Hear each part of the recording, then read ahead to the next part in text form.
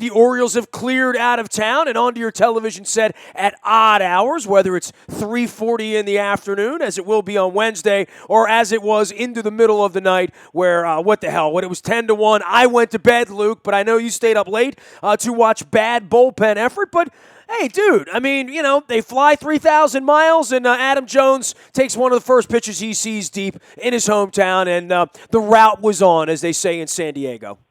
Yeah, as you mentioned, you'd like to see the bullpen perform a lot better later in the game. It was Oliver Drake and T.J. McFarland. Let's face it. I mean, those aren't guys that are going to be in there and if it's a 1 or 2 run game. So you don't like seeing that, but overall, there was plenty to like.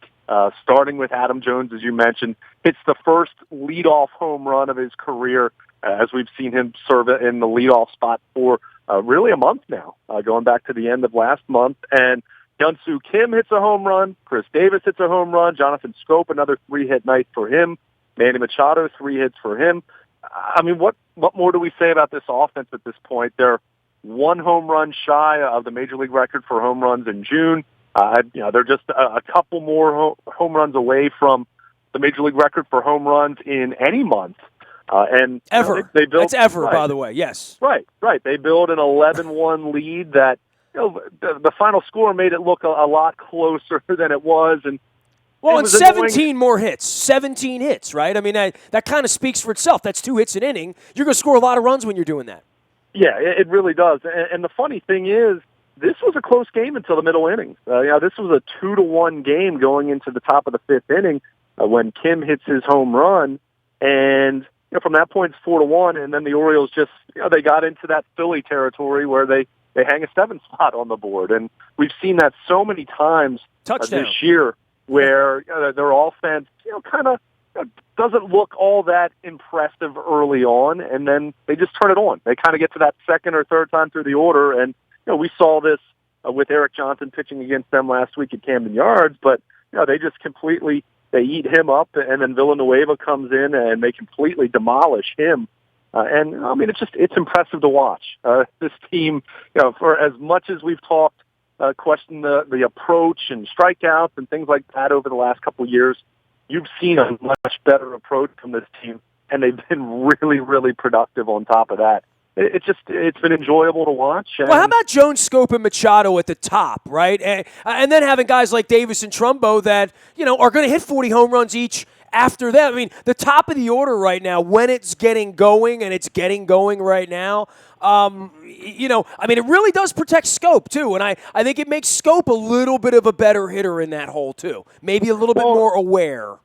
Yeah, and it's funny because we've seen Hyun-Soo Kim in the number 2 spot for most of the last month. Now, we know he doesn't play as much against left-handed starters, and they're trying to work in Rickard and Reimold when they can just to keep those guys fresh. But they moved Kim down to the number 8 spot, and it wasn't a product of anything he's done. It's more so Jonathan Scope's hitting about 300 right now because he's been on such a tear over the last 3 weeks. But you're right. I mean, you get that kind of production from the top of the order. We've talked about this with Adam Jones. I'm still skeptical that he's going to be their leadoff hitter for the rest of the year, but it sure has worked over the last month. It's gotten him going.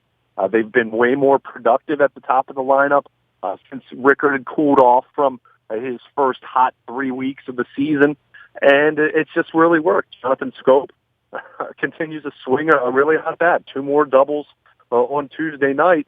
And, Machado, it goes without saying what he's done, a 330 average. As you mentioned, it's really created those opportunities for Davis and Trumbo. And Davis, despite the fact that the batting average hasn't looked sterling, he's driven in 52 runs, and you have Mark Trumbo who's driven in 56. So, those 2 guys they've been eating, for lack of a better term.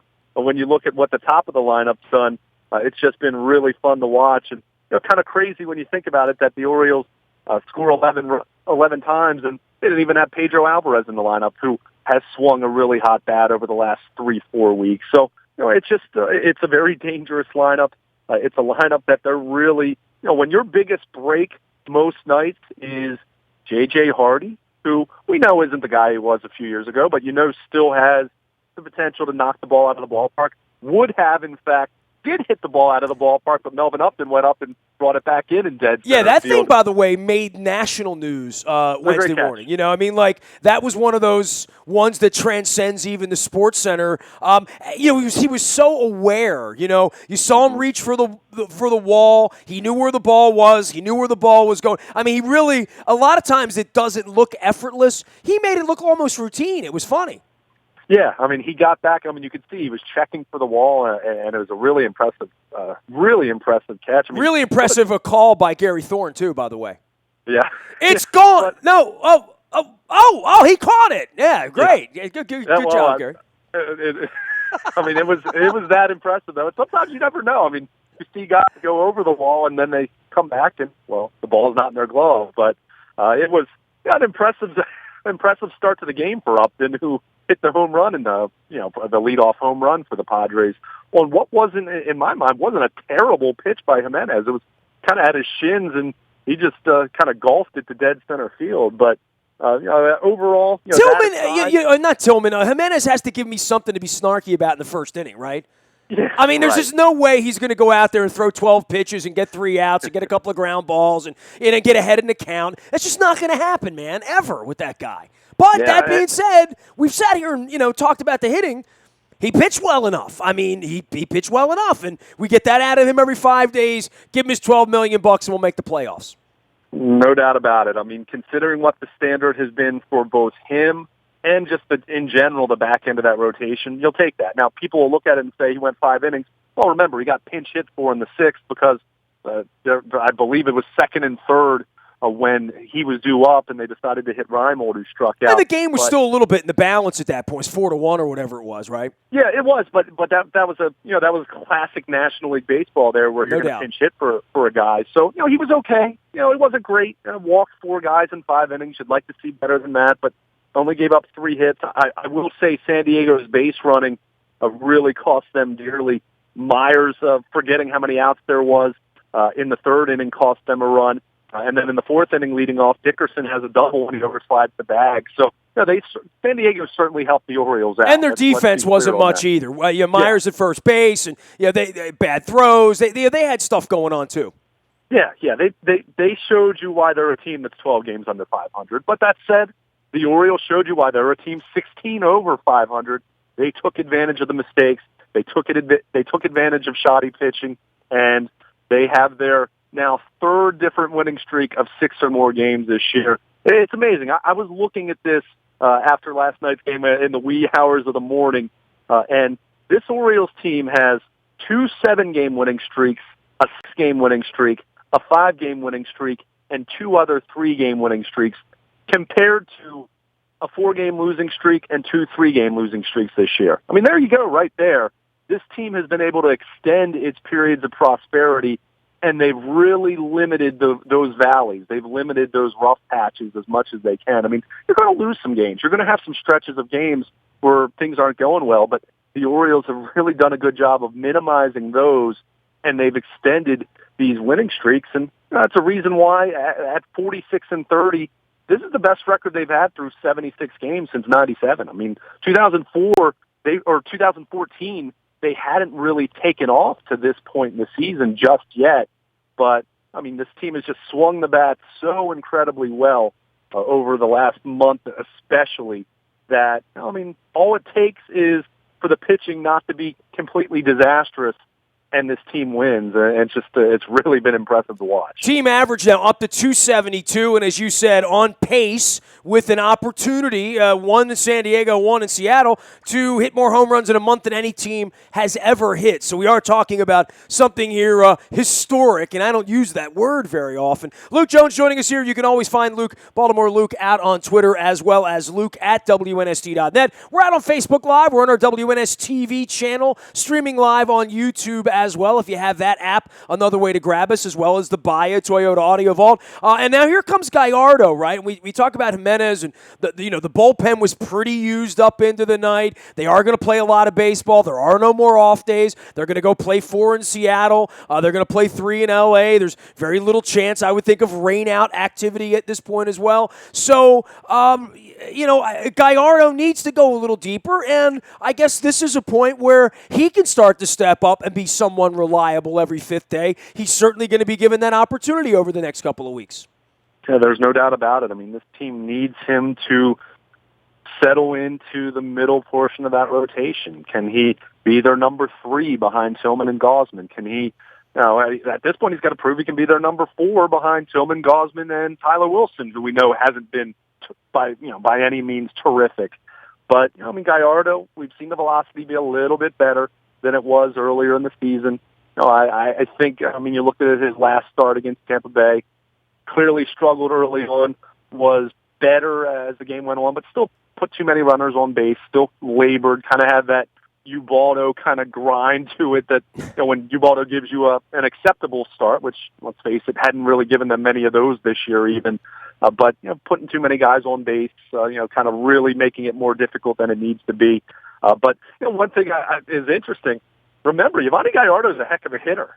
So that'll be interesting. It'll be interesting to see if he helps himself out. Go look at his career numbers as a hitter in the National League for Milwaukee all those years. He's no Bartolo Colon, but who is? I mean, he can swing the bat, though. In fact, remember, he's the one who beat the Orioles a couple years back in a late game situation, had a walk-off hit. So, but that aside, as the novelty of seeing pitchers hit aside, which I thought it was funny seeing Michael Givens get a chance to hit, and he showed everyone why the Orioles moved him away from being a shortstop in striking out. But they need Gallardo to give them some length. He doesn't have to pitch 7 innings, but you'd like to see him get into the 6th, try to get through 6 innings.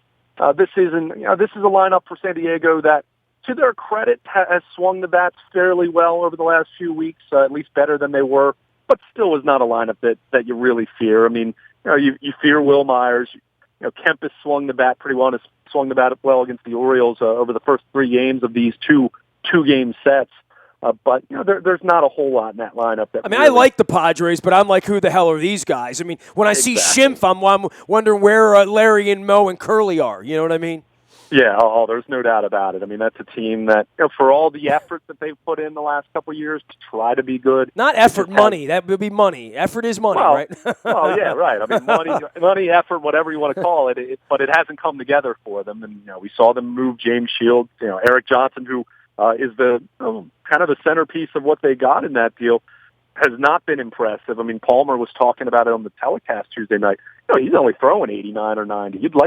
And we know James Shields isn't what he was a couple of years ago. That much has been made obvious by going to what he's done in Chicago so far. But if you're them, you'd like to see a guy that's throwing a little bit harder and looks to have better stuff. Hey, man, the centerpiece of that deal was the $30 million they saved.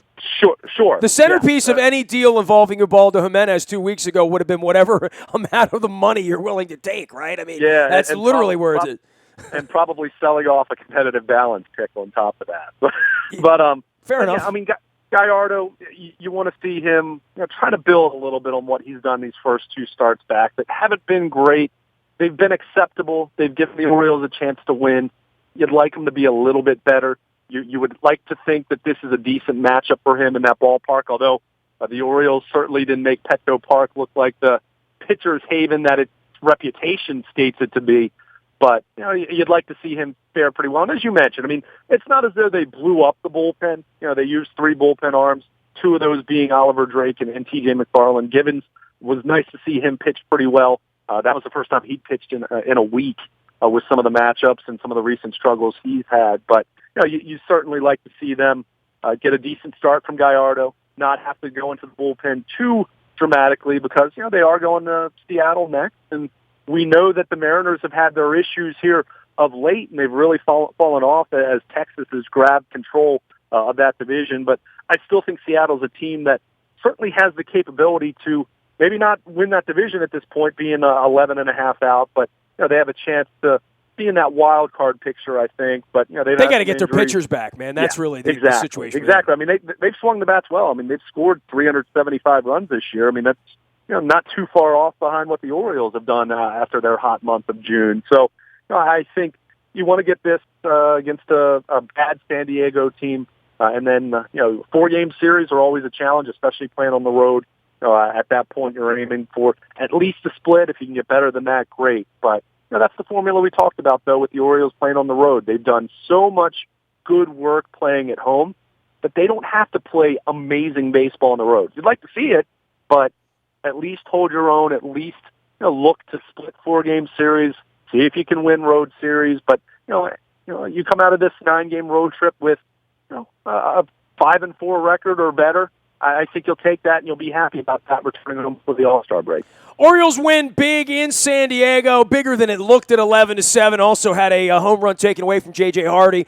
And Trumbo doubled off, which was also not real brilliant on the base paths. But we're not going to complain about a night when Ubaldo Jimenez can pitch into the night and the Orioles can at one point have a 10-1 lead. Luke Jones can be found, Baltimore Luke, on Twitter, as well as Luke at WNST.net. I'm available in the Buy a Toyota Audio Vault 24 hours a day. We'll be tweeting and writing in the afternoon as the Orioles wrap up a quick set in San Diego. Only thing worse, a trip to San Diego when you go in and out in a day and a half. I mean, that's the place you want to spend 4 days, not Seattle, where it might rain all weekend. But the Birds headed to Seattle, then to Dodger Stadium, and Luke is headed towards senioritis or the beach, whichever one comes first. You can find me, Nasty, at WNST.net. I'm on Twitter, LinkedIn, Facebook, Instagram, Snapchat, wherever you are. Our WNST Rock Week is coming up beginning on July 11th, and I'm still editing through a lot of rock and roll stuff and sharing a bunch of that out on social media as well. Any breaking news while the Birds are on the West Coast comes to you on the WNST Tech Service.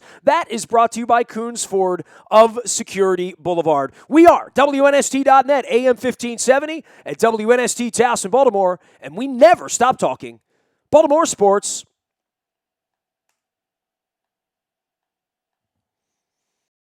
Orioles out on the West Coast, and we aren't staying up late. And you can follow along with myself and Luke Jones at WNST on our Twitter and various social media. There are other baseball games going on in the American League East.